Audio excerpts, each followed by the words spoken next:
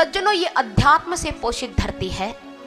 इस अध्यात्म से पोषित भूमि पर अनेकों विभूतियां आई जिन्होंने अनेकों महान कार्य किए। हम बात करें भगत सिंह की, राजगुरु, सुखदेव, वीर विनायक सावरकर, मदन लाल ढींगरा, वो अपने समय के पढ़े लिखे लोग थे, आधुनिक लोग। वो भी तो आधुनिक लोग थे। क्या उन्होंने नशे का सेवन करना शुरू कर दिया? किसने कहा कि नशा ही स्टेटस सिंबल है, नशा ही आधुनिकता की पहचान है? एक इंसान का सशक्त चरित्र ही उसकी आधुनिकता की पहचान होता है। सज्जनों, नशे का सेवन किया था? क्या वीर विनायक सावरकर ने नशे का सेवन किया था, या मदन लाल ढींगरा ने आधुनिकता की पहचान के रूप में नशे का सेवन किया था?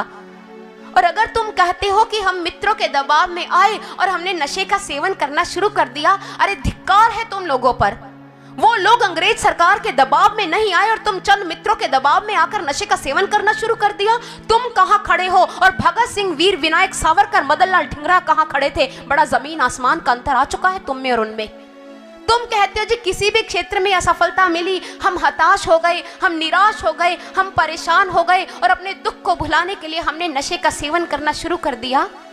हमारे इन क्रांतिकारी भाइयों ने, उन्होंने कितनी योजनाएं बनाई इस मातृभूमि को जंजीरों से मुक्त करवाने के लिए। उनकी सारी योजनाएं सफल नहीं होती थी। कितनी बार उनको असफलता का मुख देखना पड़ता था, कितनी बार वो पराजित होते थे, कितनी बार उनके कार्य असफल होते थे। लेकिन असफलता मिलने के साथ वो नशा नहीं करने लग जाते थे। वो फिर अपने अंदर जज्बा पैदा करते थे, हौसला पैदा करते थे ताकि अपनी नई योजना को सफल कर पाएं। वो नशा नहीं करते थे, हाँ नशा करते थे, लेकिन नशे और नशे में अंतर होता है। उन्होंने नशा किया, अपने देश के नाम का नशा किया। उन्होंने नशा किया, मातृभूमि की सेवा का नशा किया। उन्होंने नशा किया, अपनी माँ को जंजीरों से मुक्त कराने का जो प्रण लिया था, ये उसका नशा था उनके अंदर। उन्होंने तुम्हारी तरह नशे का सेवन करना शुरू नहीं कर दिया था। अरे नशा करना है तो वो नशा करो जो तुम्हारे देश के उत्थान का परिचायक बने। नशा करना तो वो करो जो लाभ सबको दे सके। हो नशा ऐसा कि दिशा देश भर को दे सके। जो नशा था भगत सिंह को प्राणवानों से यहाँ, सरहदों पर जो नशा होता जवानों को यहाँ। हो गिरे इंसान को ऊपर उठाने का नशा, व्यक्ति को मृत मान्यताओं से बचाने का नशा। हो कर्तव्य पथ पर डूब जाने का नशा, जिससे बिगड़े देश की है दशा। छोड़ो इसे, है भयंकर नाश की जड़, ये नशा छोड़ो इसे। क्योंकि तुमने खुद अपने हाथों में कीलें भींची थी, इसलिए तुम्हारे हाथों से रक्त की धारा बही थी। अगर अपने हाथों से खून का बहाना बंद करना चाहते हो तो खोल दो अपनी मुट्ठी और फेंक दो वो सारी कीलें, फिर देखना रक्त की धारा बंद हो जाएगी।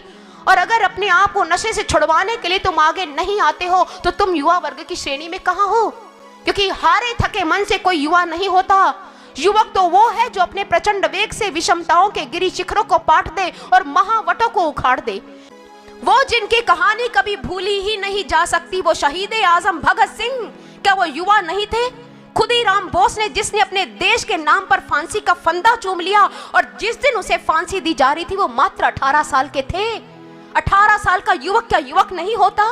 झांसी की रानी लक्ष्मीबाई, जिसने अंग्रेजों के दांत खट्टे कर दिए, मात्र 26 साल की स्वामिनी थी, लेकिन अंग्रेजों को हिलाकर रख दिया।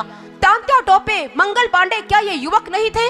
देश की वीरता और देश की एकता के प्रतीक हमारे विवेकानंद जी, क्या वो युवक नहीं थे? सज्जनों, इस समय ये देश गंभीर संकट से गुजर रहा है और ये गंभीर आत्ममंथन का समय है। क्योंकि इस समय ये जो नशाखोरी है, ये एकमात्र व्यसन नहीं, एक भयानक रोग का रूप धारण कर चुकी है। नशा मुक्ति केंद्रों में उनके शरीर को नशे से मुक्त कर दिया जाता है, लेकिन मन में जो बार बार नशा लेने की ललक पैदा होती है, वो इस पर विजय पाने का तरीका नहीं दे सकते। इसलिए सर्वश्री आशुतोष महाराज जी कहते हैं कि लोगों की मन रूपी भूमि पर हमें काम करना होगा, और उन्होंने असंख्य लोगों की मन रूपी भूमि पर काम किया। महाराज जी कहते हैं कि जिस प्रकार विशाल हाथी को वश में करने के लिए अंकुश की जरूरत है, उसी प्रकार मन रूपी विशाल हाथी को अगर वश में करना है तो ब्रह्म ज्ञान रूपी अंकुश की जरूरत है, जिसे हमारे ऋषि मनीषियों ने आत्मज्ञान भी कहा।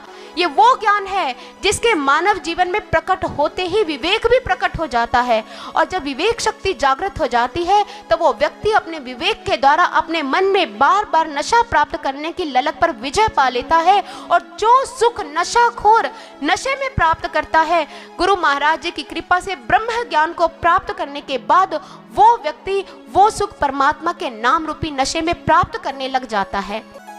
लोग हमें कहते हैं ब्रह्म ज्ञान की औषधि के द्वारा कोई इंसान नशे का परित्याग कैसे कर सकता है? बिल्कुल कर सकता है, क्योंकि ब्रह्म ज्ञान मानव मन को नियंत्रित करने की एक कला है, एक औषधि है। जब मन नियंत्रण में हो गया तो मानव मन में जो बार बार नशा करने की ललक पैदा होती है, वो ब्रह्म ज्ञानी साधक मन की उस आवाज को दबा देता है और नशा करने से बच जाता है, और परमात्मा रूपी नशे में डूबकर वो आत्मिक और मानसिक शक्तियों को संग्रह कर लेता है। और आत्मा के स्तर पर जो शक्तियां मिलती हैं वो सृजनात्मक होती हैं, विध्वंसात्मक नहीं होती।